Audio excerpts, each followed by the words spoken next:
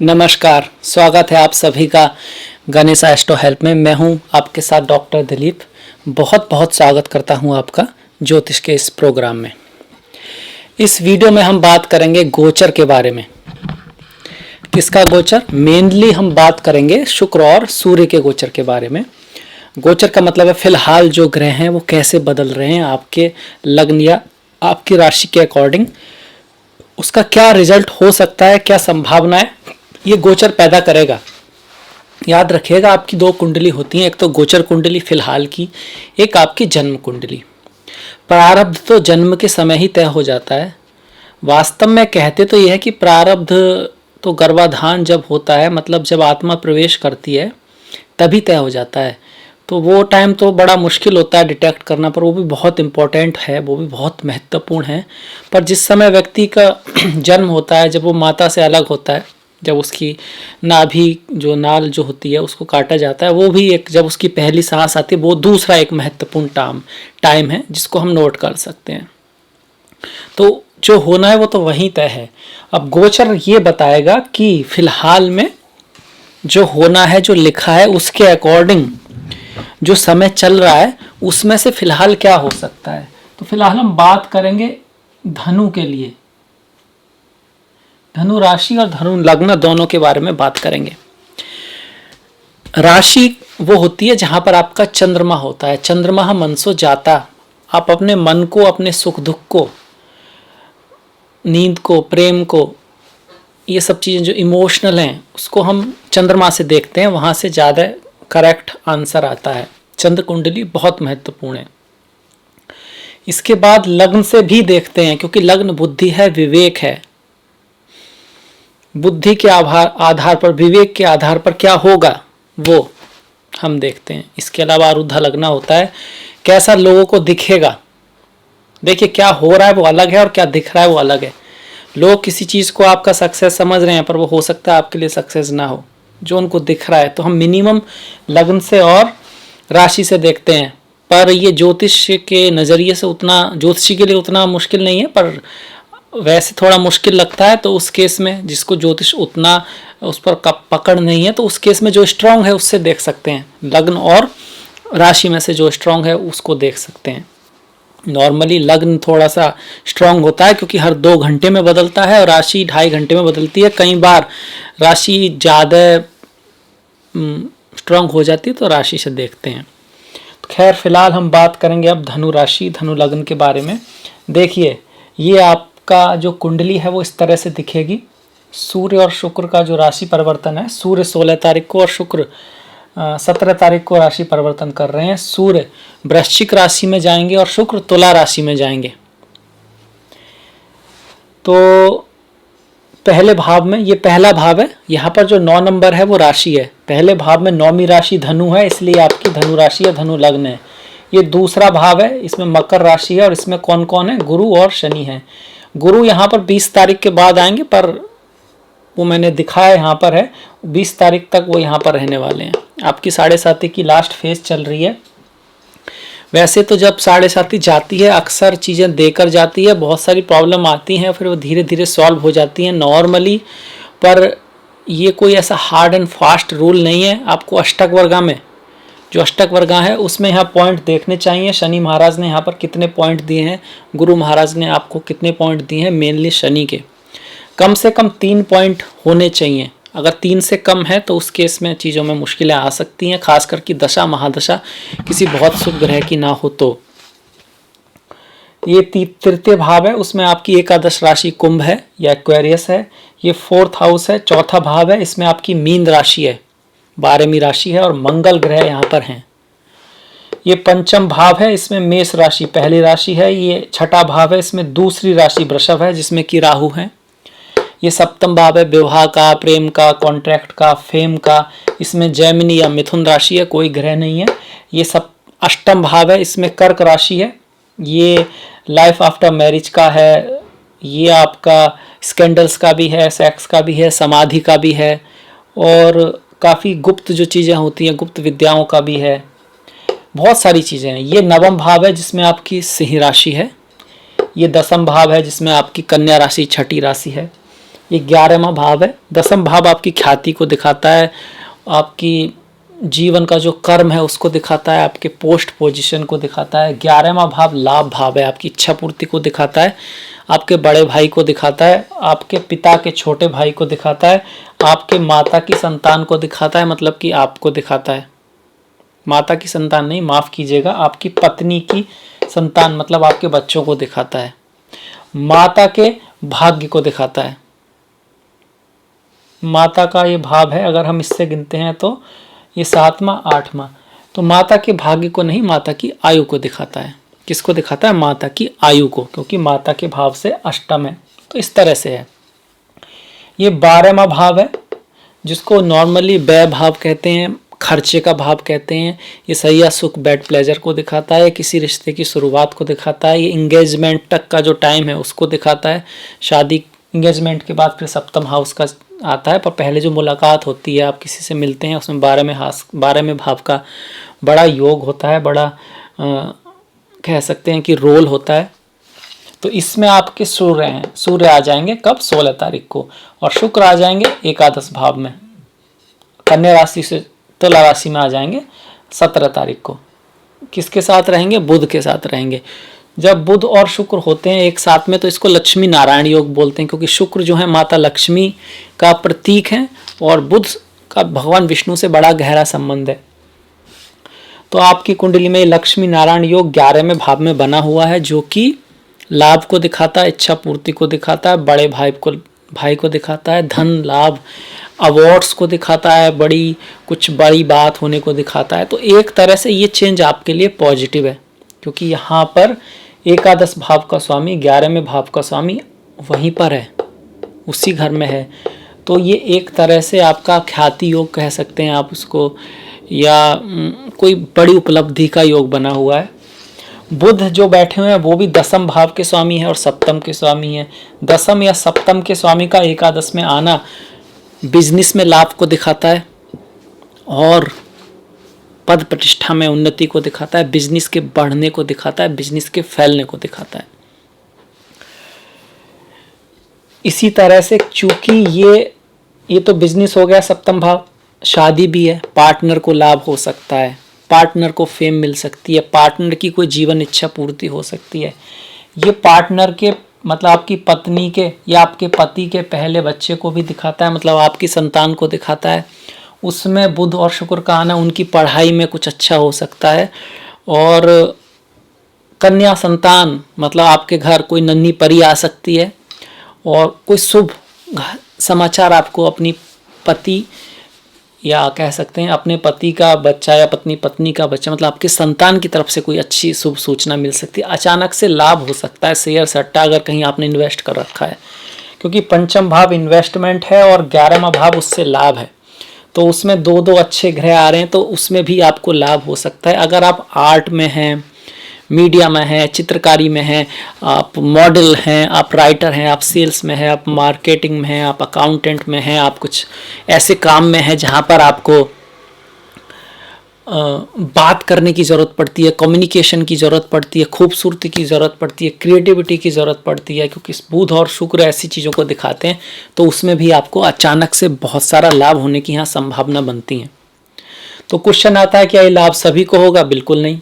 जिन लोगों की शुक्र की बुध की दशा महादशा होगी, इसके साथ साथ जन्म पत्री में वो अच्छे होंगे, तब जाके ऐसी नौबत आएगी। अन्यथा थोड़ा बहुत लाभ तो होगा, ऐसा नहीं है कि बिल्कुल नहीं होगा, पर मेनली जो बातें होंगी वही ग्रह होल्ड करेगा जिसकी दशा महादशा होगी। इसके साथ साथ हम जो शुक्र की बात कर रहे हैं, तो शुक्र को हम इसी योग के जो रिजल्ट है ऐसे भी देखेंगे। जैसे पिता के भाव से, ये पिता का भाव है नवमा, 1 2 3 तृतीय भाव है। पिता के तृतीय भाव में बुध और शुक्र आ रहे हैं, तो पिता के अपने छोटे भाइयों से रिलेशन में सुधार होगा, पिता के अपने पड़ोसियों से रिलेशन में सुधार होगा, उसका जो कम्युनिकेशन होगा वो काफ़ी स्वीट और आर्टिस्टिक होगा। आपके पिता अगर किसी ऐसे काम में हैं जहाँ पर आर्ट मीडिया इस तरह का कोई काम आपके पिता का है, तो उसमें उनको लाभ हो सकता है, उनका भाग्य वृद्धि होगी, उनकी यात्राएं बढ़ सकती हैं, वो कहीं घूमने जा सकते हैं, वो किसी धार्मिक यात्रा पर या विदेश यात्रा पर या दूर की यात्रा पर भी जा सकते हैं, ये आपके बड़े भाई का भी भाव है, तो आपके बड़े भाई को लाभ हो सकता है, धन आ सकता है, पैसा आ सकता है।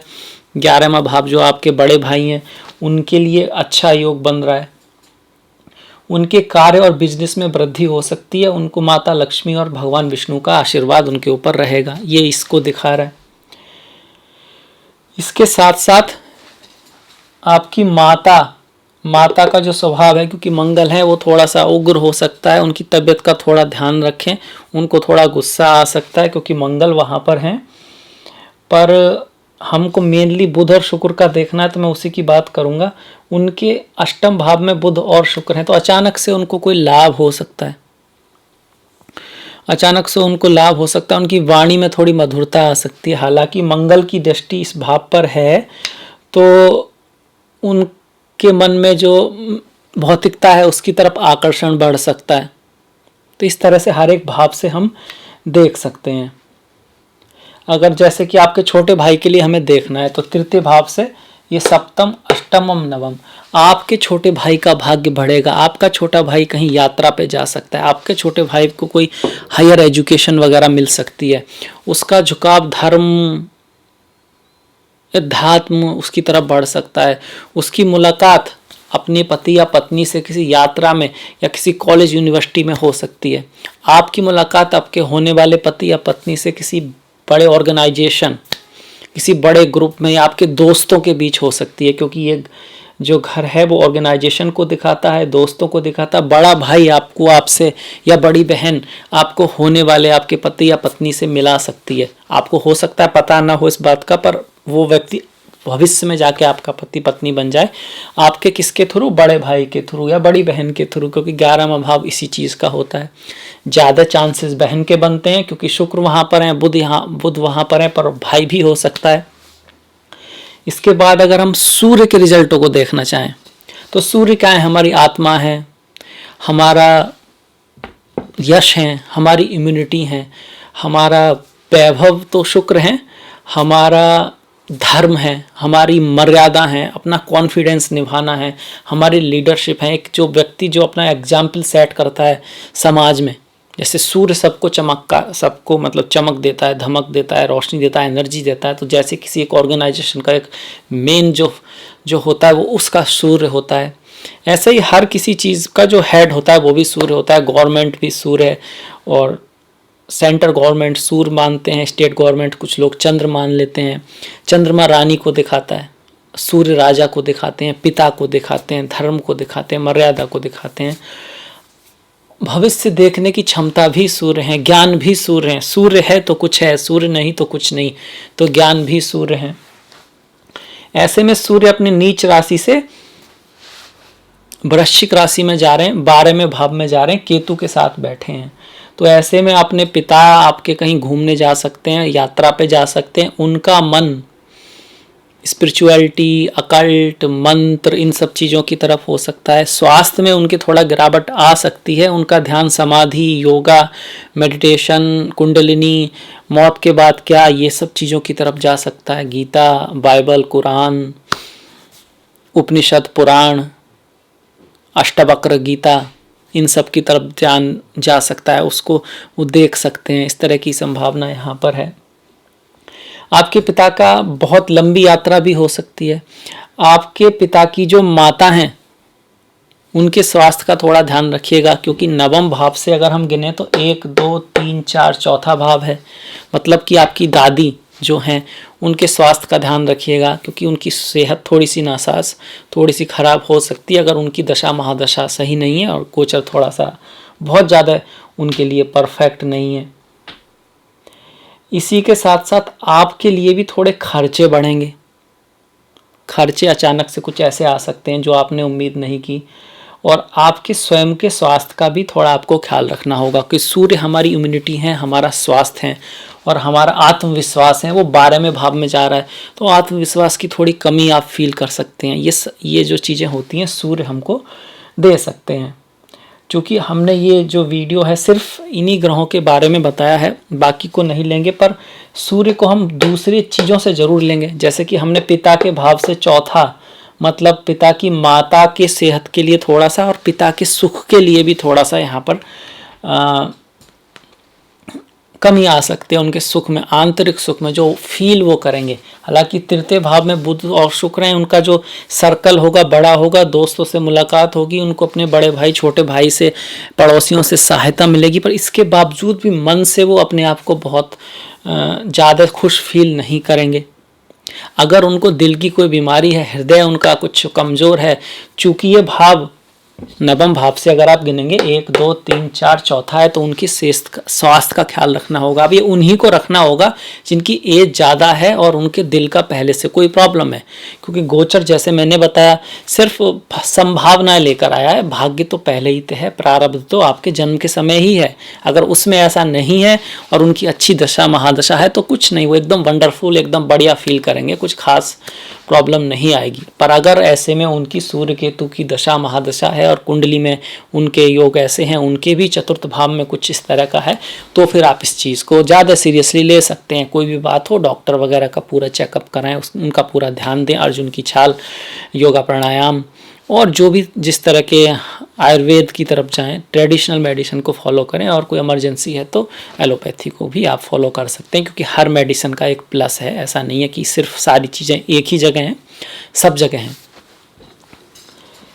अब इसी के साथ हमने लगभग सारे ग्रह नहीं देखने, हमको सिर्फ सूर्य और शुक्र का देखना है, वो हमने देखा। इसको और डिटेल में भी ले सकते हैं, जैसे पिता के बारे में हमने ले दिया, आपके पत्नी के बारे में देखते हैं। देखिए पत्नी के भाव से 1 2 3 4 5 6 छठे भाव में सूर्य और केतु हैं। छठे भाव में पत्नी के हिसाब से अगर सूर्य आ रहे हैं तो उनके रोग ऋण शत्रु का तो विनाश होगा, पर खुद के स्वास्थ्य का खास करके पेट का थोड़ा सा ध्यान रखें। सूर्य और केतु का छठे भाव में युति कई बार आपको आकस्मिक कुछ ऐसी चीज़ें दे सकती है, जैसे कि कोई इंसल्ट वगैरह, तो इस चीज़ का ध्यान रखें। आकस्मिक आपके खुद के जो गुस्सा है, जो जो जो व्यवहार है, जो आप अंदर से आप कॉन्फिडेंस फील करते हैं, वो कभी कभी अचानक से बहुत लो आप फील कर सकते हैं, और कभी कभी काफ़ी आप एक्स्ट्रा एंगर या एक्स्ट्रा डोमिनेंट होने की कोशिश कर सकते हैं। ये सब तभी होगा जब कुंडली में भी ऐसे योग हों। अगर आपके बच्चों के भाव से देखें, पंचम जो आपका पहला बच्चा है तो ये अष्टम में आता है। अष्टम में सूर्य का आना, उन बच्चों की स्वास्थ्य का ख्याल रखें। बच्चों के मेनली स्वास्थ्य के लिए ही है, उनकी आयु का थोड़ा सा मतलब छोटे मोटा बुखार आ सकता है, ये सब चीज़ें दिखा रहा है। तो इसी के साथ मैं ये धनु राशि धनु लग्न के लिए सूर्य और शुक्र का जो गोचर है वो क्या संभावना लेकर आया उसके बारे में था। मुझे आशा है, विश्वास है आपको पसंद आया होगा। तो प्लीज़ लाइक कीजिएगा, शेयर कीजिएगा, घंटी वाला जो बटन है उसको दबाना मत भूलिएगा। आपका जो सहयोग है, आपका जो सपोर्ट है वो बहुत इंपॉर्टेंट है।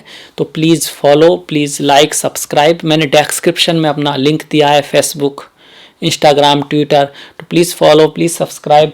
और इसी के साथ मिलेंगे हम नेक्स्ट वीडियो में। तब तक के लिए नमस्कार।